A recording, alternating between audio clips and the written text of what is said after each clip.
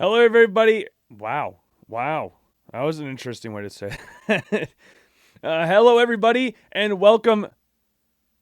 Hello, everybody, and welcome to the Logan Blackman Show YouTube channel. I hope you all are excited for this video. It's a little bit different than what we're used to seeing here on the Logan Blackman Show, because most of the time on this channel, it's dedicated to soccer, and mainly to the United States men's national team, and mainly to that, the Gold Cup. We're not focusing on the sport of soccer. We are going to be focused on the sport of football and American football for all you you British people out there, and all you other people that say it's called football, it's called soccer. One of the most annoying debates in the world of sports, but that's a different topic for another video. Like, I posted blog posts about this for the past, 2-3 years or so, where we go through week by week and name our top 10 quarterbacks for the X year's draft.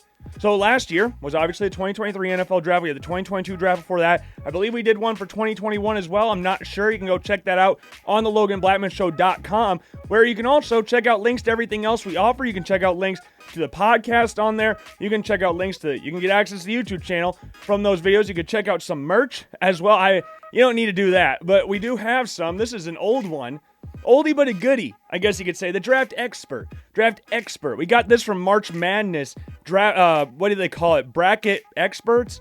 Because you're predicting things that are going to inevitably be wrong. You're not an expert. You're taking a guess, maybe a little bit more educated guess, but you're basically taking a punt at something that anybody else can do. That's why I think it's fun to say the Draft Expert, because I'm not an expert. I'm not claiming to be an expert. I tried to study these guys a little bit more, but I have just as good of an opportunity, I guess, to get these wrong as anybody else out there. You can just throw names at the board, and you could probably be more accurate than me. I don't know. It's possible, isn't it? It's possible, isn't it? But for this video, we're just going to do our preseason rankings. And I was going to save this video for next week, but then I looked at the calendar and saw college football kicks off on Saturday, and namely USC, quarterbacked by Caleb Williams, the reigning Heisman Trophy winner, who will maybe be appearing on this list as we go on. We're going to start off with 10, though. But Caleb Williams may appear on the list. He might be at 10. Who the hell knows? But I saw that. I was like, crap. We got to move this video up. We got to move this video up a week. I was going to post this next Thursday, a week from today. That's when I was going to post this. But you know what? We move. We're adaptable here on the Logan Blackman Show. We like to change things. We like to stay on top of the game. We like to stay fluid with shit and stuff like that. So I hope you all are ready, because I sure as hell am. And maybe it won't be accurate. Maybe you'll think these rankings are the dumbest rankings you've ever seen in your life. Maybe you think they're the greatest. If you do think they're the greatest, make sure to drop a like, drop a subscribe as well, and make sure to leave a comment down below what you agree with or disagree with. Just let me know. I'm open to feedback. Because Lord knows, I ain't no expert. I'm an expert. So, without further ado, let's get right into the video. Starting off at number 10, I was kind of stuck at number 10, to be 100% honest with you. Again, this is why we're called the expert and not an expert, because an expert would have 10 solidified names. 10 solidified. Like, there's no debate on who this is, because if you're an expert, you are 100% right about something. And I have no idea who I wanted to put at 10. I was stuck with two guys, and those two are Jaden Daniels from LSU, formerly of Arizona State, and Spencer Rattler of South Carolina, formerly of Oklahoma. We'll start off with Rattler here. He is a very solid quarterback. And you saw at South Carolina, the first half of the season, you saw those first year, adjustment period. He's very talented. He's insanely talented at the quarterback position. Effortless thrower, can make throws on the move. Very solid there. Got benched, obviously, against Texas, back-to-back years, actually. Got replaced by Caleb Williams. Tanner Mordecai was the guy who replaced him the first time, who's now the quarterback of Wisconsin, but we're not going to talk about him today. But Caleb Williams is the guy who basically ended Spencer Rattler's Oklahoma career. Went to South Carolina. Again, that first part of the season was not necessarily the greatest start for Spencer Rattler, but at the end of the year, he started playing really well. His numbers, the last 6 games or so, were double of what, or almost as good, or not even 6 games, the last 4 games or something, were better than every number he put forth during the early portion of the season. They played their toughest games during that portion. They played Clemson the last week of the year. They beat Tennessee during those runs. They beat, or lost to Notre Dame, but put up a good effort against Notre Dame. Their toughest games were the last part of the season, and that's where Rattler really showed what he could do with the ball in his hands. It showed the potential that we've seen from him when he first got to Oklahoma, when he was heralded as the most talented quarterback Lincoln Riley had ever worked with, before he played a snap at Oklahoma. Obviously, that's Caleb Williams now. Caleb Williams now. I know you've got other quarterbacks that are very good in there as well. You got some Heisman Trophy winners, Heisman finalists. Like you got Baker, Kyler, you got Jalen, you got Spencer Rattler and Caleb Williams. Like you got quarterbacks there. But Caleb Williams is the most talented one. Again, we'll get to him in a little bit. Potentially. But as for Rattler, a lot of people may write him off just because of how not great his start to the season was. But if he can carry the momentum of those last few games from last season and this year, then I think there's no reason why he shouldn't be listed as one of the top 10 quarterbacks in next year's draft class. And maybe even goes higher if South Carolina is to progress like they should going into this season. And then also with these quarterbacks, we're going to mention 3 games that I think you should pay attention to for these guys as the season progresses. And as for Spencer Rattler, for those games, that week 1 matchup against North Carolina, be a very good game. It's going to be played at the Carolina Panthers Stadium. Is it Bank of America Stadium? I think that's what it's called. It should be a very fun game. And maybe, just maybe, South Carolina pulls out the victory over there. It'll be Spencer Rattler versus Drake May. Matchup everybody will want to see. And as for the second game for Spencer Rattler, you got to look to week 3 because they're taking on a little bit tougher to some people. This might be controversial, might be a little tougher opponent for some people out there. They're taking on the Georgia Bulldogs in Athens. So, yeah, it's going to be hard to judge against Georgia because of how good their defense is. But if you're really the bee's knees, you go out there and you do at least well against Georgia. Do not shit the bed completely. I'm not expecting South Carolina to go there and win the game, especially this early in the season. But I expect Spencer Rattler to put a good performance, a decent performance out there. I don't want to put too much pressure on him, but a decent performance. Good luck. You're going to need it.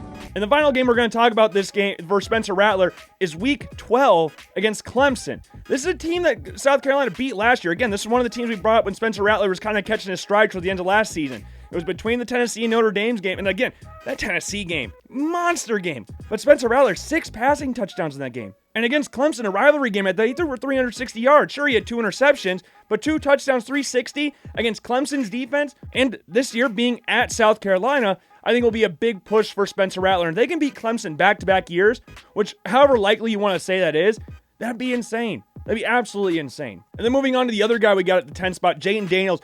Jayden Daniels is a very interesting quarterback because I like Jayden Daniels a lot. I liked him at his time at Arizona State. You can see back to those quarterback prospect rankings from a couple years ago where we have Jayden Daniels mentioned in those top 10s. Jayden Daniels at Arizona State was a run-first guy. He was looking to run first like 90% of the time. 90% of the time. And when he did hold on to the ball, it was for a little too long. And when he first got to LSU, you saw that a little bit in the first game against Florida State. The rushing numbers were really good. The passing numbers were solid, but there were moments you're like, quicker release. Got to get the ball out a little sooner. And as the season progressed, we saw him develop a little bit more as a passer to now where we're talking about if he takes that next step, he could be one of the best quarterbacks in this draft class. He's got the size. He's got the mobility. He maybe need to put a little more weight on, but he's got the height. He's got the mobility. He's got the arm talent. Need to work a little bit more on the deep throws, but he's got the talent there. He doesn't make any stupid decisions. He doesn't turn the ball over very often. He does not turn the ball over often, which is a very good thing for the quarterback position. You don't want to turn the ball over. Sure, the 17 touchdowns is not like astronomical numbers here, but you compare to Spencer Rattler, who had 18 last year, he had 12 interceptions. Jayden Daniels had 17 passing touchdowns with three interceptions with a bunch more rushing touchdowns. Like he's a multifaceted quarterback, and it works well for LSU, which should see them go back to the SEC championship game this year, unless Alabama has something to say about it. But they do play Alabama again, which is going to be one of the games on this list. They beat Alabama at LSU last year. This time it's going to be at Alabama, which is never an easy route. And if Alabama... The big question about Alabama this year is their quarterback spot. Like, we don't know who their starter is. At this point, I haven't heard anything. It's not Buchner. It's not Milroe. It's not Simpson. I don't know who it is yet. But if they go back to that running style, which saw them dominate under Nick Saban, then we might see a little bit different team than last year because they were so heavily reliant on Bryce Young. It's easy to do. If you have a quarterback as talented as Bryce Young, then yeah, rely on him. Use him a lot. And if they go back to what worked well for them in the 2010s era, then Alabama should be right back at the top. But LSU's going to be tough. Malik Neighbors is a very good receiver. Him and Jayden Daniels this year, I'm very excited to see what they can do together. But then the other game one of the other 2 games you want to look at for Jayden Daniels, it starts out with week 1. They play Florida State on a Sunday. So it's all by themselves. They're all by themselves. It's the same thing as last year. They lost the game last year in very weird circumstances, but still, good game. LSU, looking at how they built momentum to the end of last season, because you look before that Alabama game, they got absolutely blasted by Tennessee. With Tennessee wearing those ugly gray uniforms, you get beat by a team wearing those uniforms that badly, that just adds insult to injury. But as you progress through the season, LSU started gaining momentum. Jaden Daniels looked better as a passer, and if he takes that step again, Florida State, who's got a good team. A lot of people are expecting a lot of things from Florida State this year, and rightfully so, especially on the offensive side of the ball. If they can keep up with Florida State's offense, no reason why they can't win this game. And the final game we're going to talk about here is against Texas A&M. This is a game LSU got beat pretty good in last year at Texas A&M. This is a game Jaden Daniels didn't really put forth his best outing. He didn't register a single touchdown in the game. And when a team like LSU has a quarterback like Jaden Daniels who can provide so much for an offense, to have him have no points registered for, and when that happens, that's where you get these blowout-ish games. Because it wasn't like a absolute, like the Tennessee game. That was a drubbing. This was a bad game for LSU, but it wasn't like the Tennessee game. It was still a bad one. They'll need to bounce back this year. Definitely need to bounce back because A&M will be solid defensively again. The number 9 on this list, we got Jordan Travis, the guy Jaden Daniels plays week 1 this year, and that, unsurprisingly, we're not going to get to the games yet, but unsurprisingly, that's one of the games to look out for Jordan Travis. That game last year, Jordan Travis, this is one of the big positives for Jordan Travis. Jordan Travis took an absolute shot from Ali Gay in that game. Got absolutely rocked. You know what he did? He delivered a freaking strike down the right sideline, got hit right in the mouth, got right back up. Jordan Travis's competitive nature and willingness to do anything for the team is what will get him far in this. He's not the biggest guy out there. He's only 6'1". He was seen more as a runner, kind of like Daniels to a certain extent, was seen more as a runner in his early years at Florida State, even at Louisville. But last year we saw him the best version of Jordan Travis we've seen as a passer. He set new career highs in every single passing number.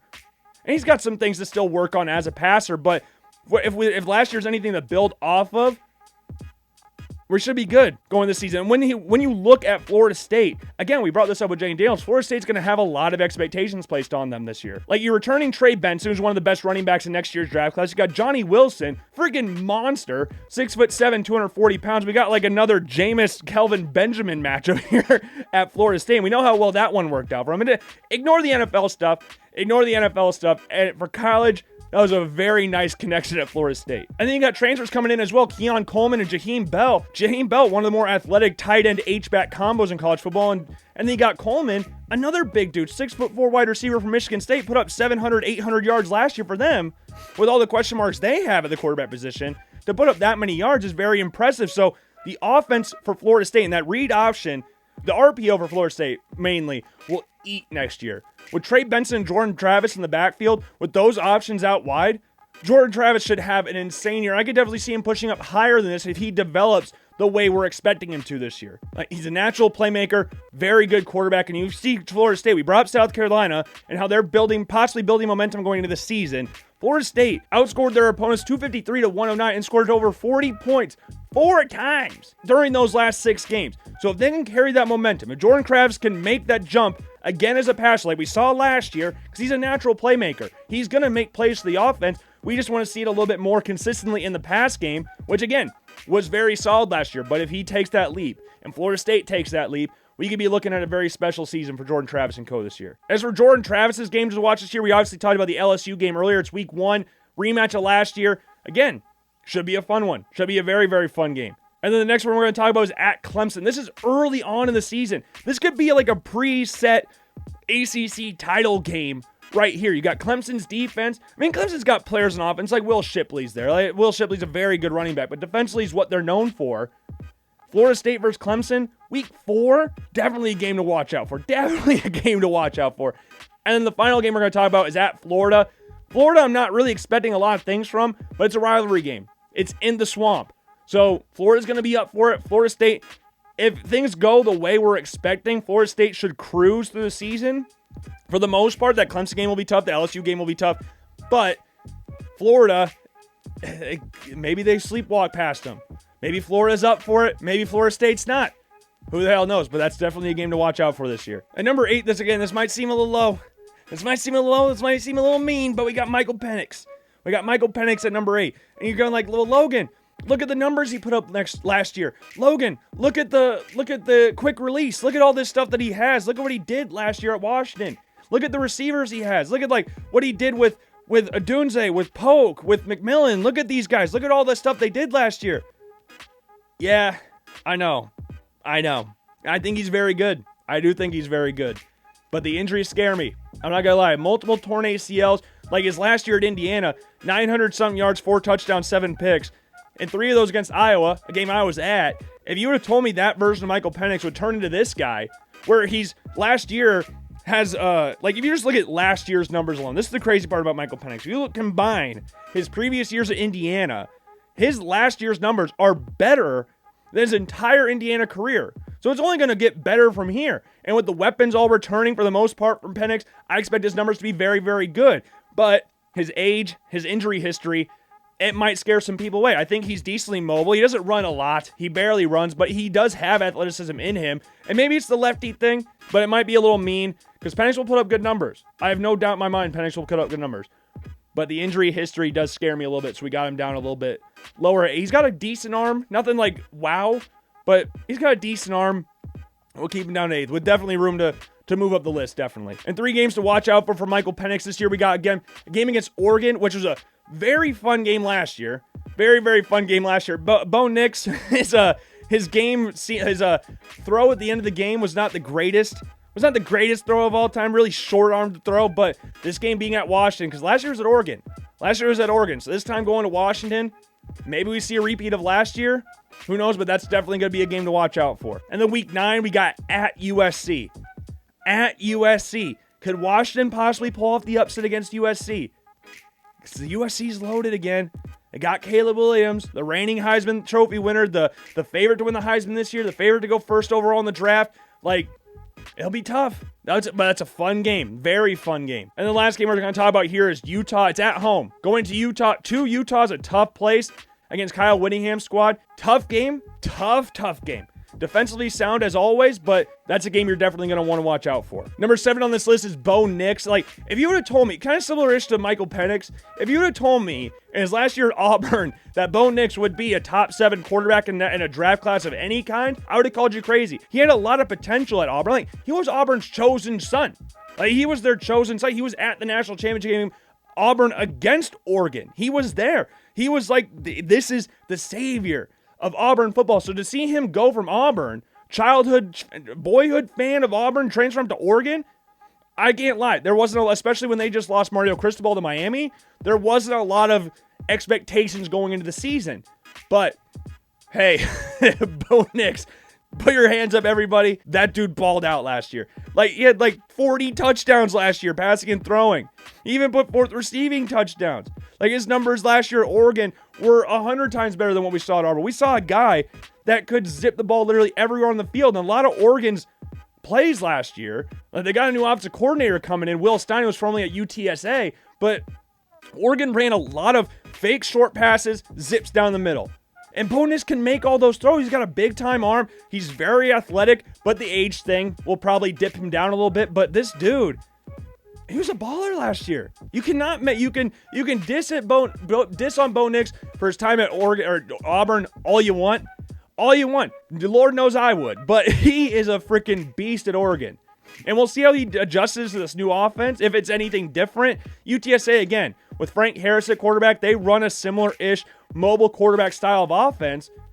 They could do it. Like, Troy Franklin's back. Not to mention they got Trayshawn Holden from Alabama as well. Like, Bo Nix and Troy Franklin were awesome to watch last year. So if they're able to replicate anything of what we saw last year, then definitely we could build on something going to the draft. But some games to look out for Bo Nix this year. We got week 2. We're going to Texas Tech. Texas Tech's a lot of people's sleeper team this year. There's a decent amount expected of them this year. So having Oregon go there week 2, that's a tough road. That's definitely a tough road game to start the season. And then we brought this up before, but at Washington, again, great game last year.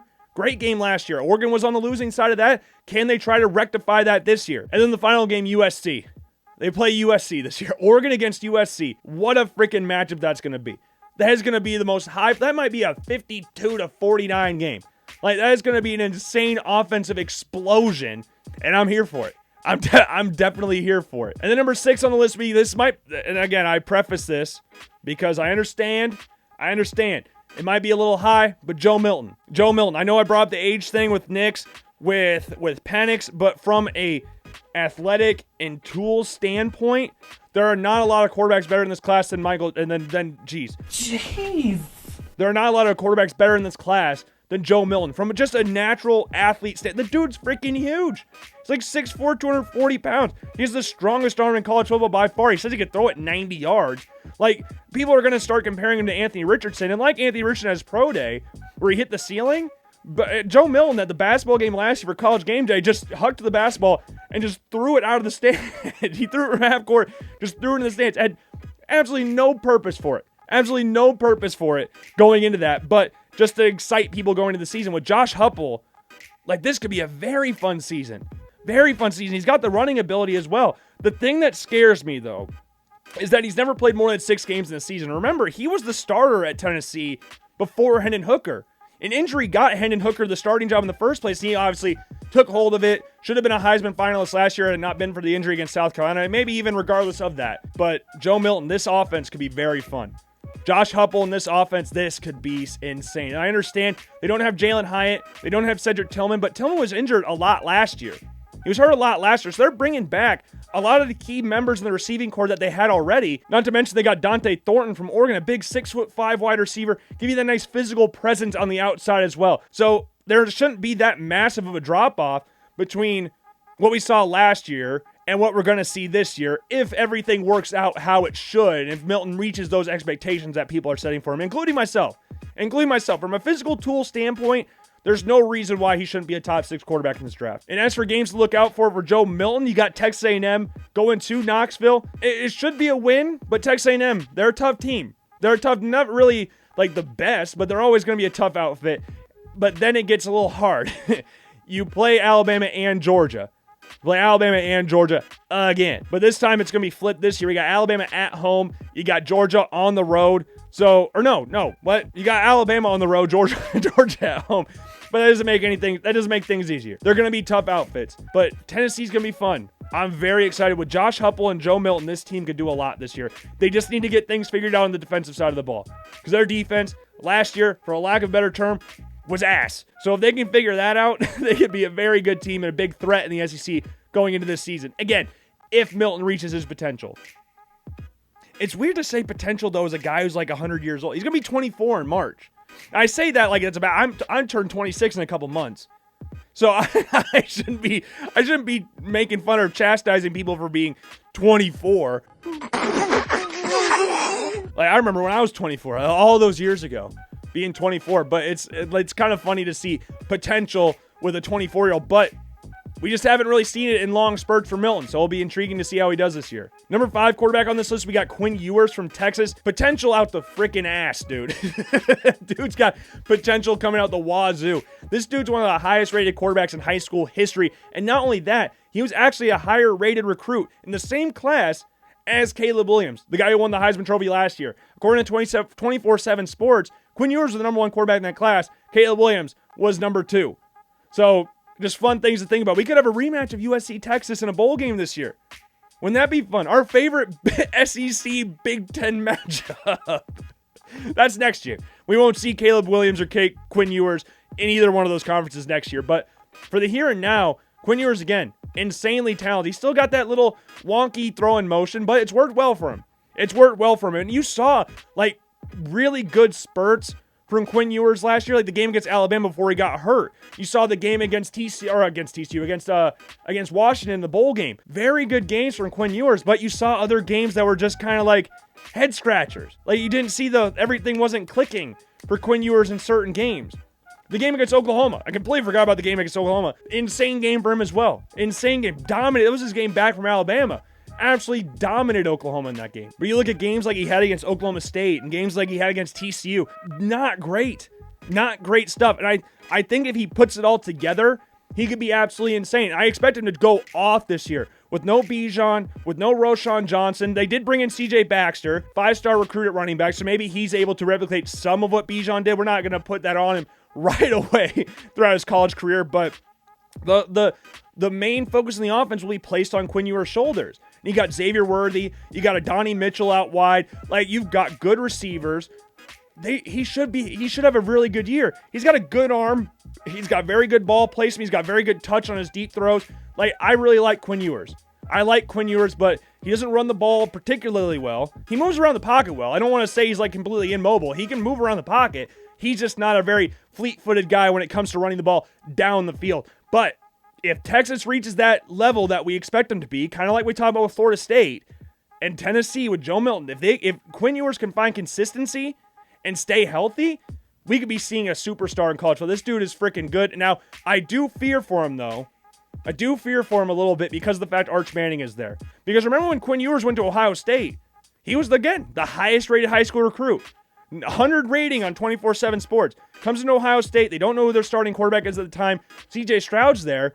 And all of a sudden, people are starting to call for this highly rated high school kid with some guy named C.J. Stroud who struggled a little bit through his first games against Minnesota and Oregon.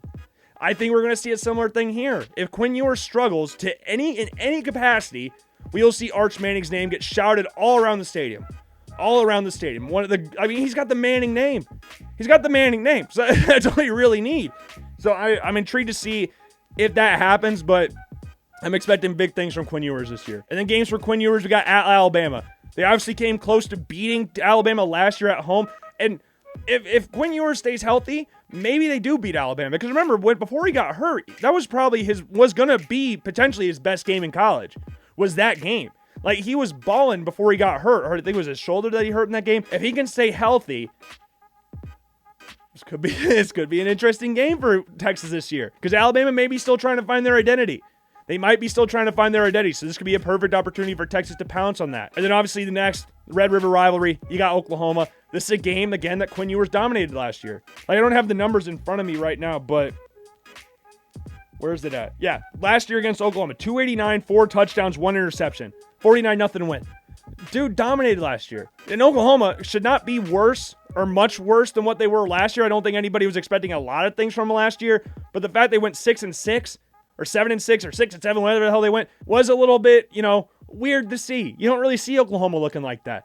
And with Texas dominating the way they did, people are going to look for a similar-ish performance from Quinn Ewers. And Oklahoma is going to put a lot of their attention on Quinn Ewers in that game. Again, with no real star at running back, at least at this point, Baxter could be really, really good. I have no doubt that he could be a very good running back, but the focus will be on Quinn Ewers. So Oklahoma will have a completely different mindset going into this game this year than they did last year. And then the last game we're going to talk about here is against TCU. Again, this is what we talked about before. This is a game Quinn Ewers struggled in immensely last year. Like, if you look at the numbers for Quinn Ewers in that game, 17-39, 171, 1 interception with -15 rushing yards. And again, we talk about Quinn Ewers not the most effective runner, but he's mobile enough in the pocket. He needs to perform better in this game. And this could be a game where TCU is not the same TCU we saw last year. They're losing a lot of key players this year. They got some good players still. Their secondary will still be good, but I don't think Quinn Ewers will be that bad going into this game next year. At least I hope not. And then the number 4 quarterback on this list, we got J.J. McCarthy. This dude is got all the talent in the world.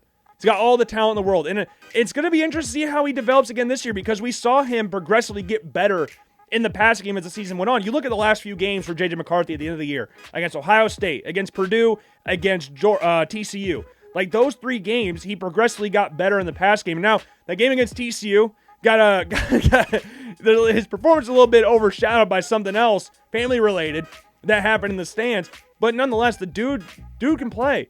And he's not a gimmick quarterback anymore. When he's first at Oklahoma, when Cade McNamara was there, now the quarterback at Iowa, he was mostly brought in for running plays. And if J.J. McCarthy came into the game, you kind of knew what Michigan were doing. But as the season went on that year, you saw him a little bit more involved in the passing game to a certain extent. He's still learning the position, which is a weird thing to say for a guy who's entering his 3rd year of college, but this is really his 2nd year as a starter. And this is his 1st year as the guaranteed starter. Because remember, him and Quinn Ewers rotated the first 2 games of the year against Hawaii and it doesn't matter. it was someone real. I think it was UConn, if I remember right. But still, this is his first offseason as the main guy. And I understand that Michigan's offense could very much benefit him. Being a run-first offense, that takes so much pressure off a quarterback. Having guys like Blake Corum and Donovan Edwards, 2 guys that could easily both rush for 1,000 yards, the best running back tandem in college football, that could prove very effective for J.J. McCarthy going into next season. It worked well for him at last season, but early on, we didn't see that development as a passer. Again, it started to build as the season progressed. Ohio State thought the way to beat Michigan was to take away the run game, and J.J. McCarthy still had a very good game last year against Ohio State. Beat him over the top a few times. He's got a very good arm. He'll need to work on the deep ball accuracy. But again, for the most part, he's still learning the position. But he's got all the tools you're looking for. He's got the arm strength. He's got the athleticism. Maybe he needs to put on a few more pounds because he's very skinny. But still, best quarterback in the Big Ten. Very good quarterback. I'm excited to see what he does this year. And as for games to look at for J.J. McCarthy, you're looking at games against like Nebraska. And I know that might not seem like a big game, but with Matt Rule coming back, I'm sure the hype around Nebraska will be a little bit more this year, especially early points of the season, because this game will be taking place week 5. Especially with it being at Nebraska this year, this could be a tough atmosphere for J.J. McCarthy and co. Like, I'm not expecting Michigan to have a ton of problems this game, but J.J. McCarthy didn't play the best in ways against Nebraska last year. This is what we're talking about. His accuracy waned on him in this game. He only completed like 47% of his passes. I'm not like the biggest fan of the statistical metric of completion percentage, but still, they dominated the game. 34-3, I think, was the final. But he needs to improve on that. And going to Nebraska, a tough atmosphere. Regardless of how good Nebraska is, it's a tough place to go. So yeah, I think that's definitely a game to look out for Michigan this year. And then another game late in the season. We got 2 games in the final 3 games of the season that are like make or break games for Michigan. You got at Penn State week 10, and then the last week of the regular season, you got Ohio State back at home. You beat Ohio State the past 2 years. You beat Ohio State very easily last year, and maybe not as easily as the year before with Cade McNamara there, with like Aiden Hutchinson and David Ojabo and Daxton Hill and all those guys. But still, J.J. McCarthy, 3 passing touchdowns in this game. And I think it's funny, like, their whole goal was to try to make J.J. McCarthy pass the ball. Donovan Edwards still had over 200 yards rushing. Yeah. So, like, it didn't really work to that extent, but that's going to be an insane game. In the game against Penn State is a very good team, especially defensively, especially on the D-line and linebacker spots and the cornerback spot. They got the best corner in college football, arguably, in Kalen King. So this is a game at Penn State that will be a definite circle on the schedule last year. It's a different Penn State team than we saw last year, because that game against Michigan was weird as hell last year. Go back and watch that game, because that game made absolutely no sense. Absolutely no sense. And with it being at Happy Valley, I'm sure it's going to be a night game. Has it been announced yet? It has to be a night game. Bullshit. 11 o'clock. It's on my birthday, though. 11 o'clock. That's not a bad day. That's not a bad game to start your birthday off with, but yeah, that has to be shifted to a night game. That has to be. There's no way you can watch Penn State, Michigan this year at 11 o'clock in the afternoon. Or in the afternoon. It's literally in the name. Why did I say that? In the morning. But that's those 3 games. I'm very intrigued to see how they do, especially for McCarthy. Number 3 quarterback on this list might be a surprise to some people. Maybe not at this point anymore, but if I did this like a month or 2 ago, maybe it was surprised to people. But Riley Leonard at Duke. I think this dude definitely has a chance to be drafted in the first round this year. I think from a running ability standpoint, from a size standpoint, from the fact, and a lot of scouts will eat this up, and teams will eat this up, the fact that he is playing for Duke will definitely see his stock rise, because he's not throwing these insane receivers. And you see what he's leading the team in rushing yards. He throws maybe, and there's a difference, I would like to clarify this, there's a difference between like arm strength and deep ball throwing ability. I think he may throw the best natural deep ball, the most catchable deep ball in college football. Like, it might be big for me to say, at least for the quarterbacks in this draft class, but this dude's he's got it. He's got it. He doesn't really run with like a cut, juke, spin move and all that stuff. And I don't want to compare him directly to this person, but he runs the ball like Josh Allen. Like, that's how he runs the ball, where it's just kind of like all over the place, but it's effective. Like, he had multiple games last year where he had over 30-yard runs. Like, he had a very good season last year, kind of snuck under the radar, didn't put up, like, insane numbers, had, like, 20 touchdowns or something like that. He'll need to improve on his accuracy in some capacity, but still, the deep ball throwing ability, the accuracy on said deep balls, and his running ability, like, I think that's all you got, what you look for. And the size, he's 6'4", about 210 pounds. Very good quarterback. Very, very good quarterback. And I think the other thing to look at with these rushing numbers, I got these from Pro Football Focus, but 440 of those, or 441 or whatever yards of those, were designed carries. He scrambles a lot. If the play's not there, he's not afraid of making a play, which is what you need from the quarterback position nowadays. And I think he can do that at an extremely high level. If developed right in the NFL, I think he could be a very good quarterback up there. And the games to watch for Riley Leonard, it starts off the season against Clemson. against Clemson. What if Duke upsets Clemson week 1? At home? Hey, it could happen. It could happen. If you listen to Logan Blackman's show yesterday, you would know Duke was one of my surprise teams this year. So if they beat Clemson, that would be, man, that would get, I would get Riley Leonard on everybody's notice this year. If they go out and beat Clemson week 1, that would definitely put him on notice. Definitely put everybody on notice for Riley Leonard. And he also got games at Florida State and at North Carolina. The Florida State game, with how good they're expected to be with all the offensive weapons, this could be a nice little arms race. A nice little quarterback duel with Riley Leonard and Jordan Travis. But that game against North Carolina, rivalry game against Drake May, it doesn't get much bigger than that. That game's going to be freaking awesome. When is that? That might be the night game on my birthday. When is that game? It is on my birthday. Jeez, we got Penn State, Michigan, and Duke, which I never thought I'd throw Duke, North Carolina in the same breath as Michigan, Penn State for a football game. But here we are. Here we are. Exciting games all around. But Riley Leonard, I'm really stoked to see what he can do this year. From a size standpoint, from an arm strength standpoint, from an athletic standpoint, he could do it. He can do it. And I put him above J.J. McCarthy just because he's a little bigger, and he's more of, I like what I've seen more in the pass game from Leonard versus McCarthy. I think McCarthy can definitely get there, could definitely pass Leonard. I think his ceiling might be higher, but Riley Leonard, for the here and now, I have him at number 3. And then at number 2, I don't know. You know what? I'm not going to do number 2. I'm going to do number 1B, and that's Drake May. I think Drake May, and obviously Caleb Williams is one. We know this. Drake May's been compared a lot to Justin Herbert. From an arm strength standpoint, and we're talking about him and Riley Leonard as the best deep ball throwers in this class. And when you look at Drake May, he can throw absolute piss missiles from like the most unstable of stances. Like, how many throws did he have last season where he got his base taken out from under him? How many times did we see that last year? It's just not normal. It's not normal, not to mention the running ability that he has. And he's bigger than Riley Leonard. He's got like 10, 15 pounds on Riley Leonard. Now, the thing against Drake May, and I'm intrigued to see how this does. They did get a new offensive coordinator this year. And they lost Josh Downs. Now, they did bring in a receiver from Kent State. They did bring in a receiver from Georgia Tech. I needed the cobwebs to start kicking off a little bit. But they got some receivers in.